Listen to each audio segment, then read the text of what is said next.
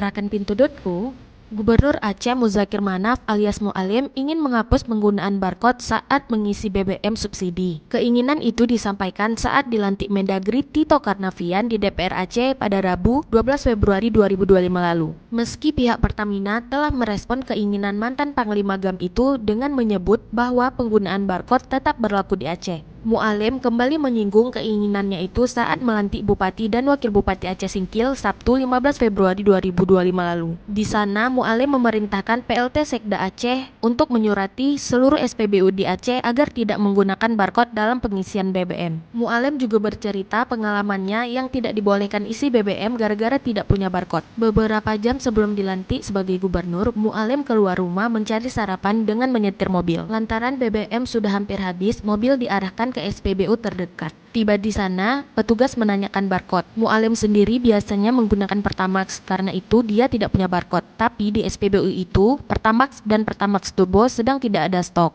Kata petugas SPBU, setiap pengisian Pertalit harus ada barcode.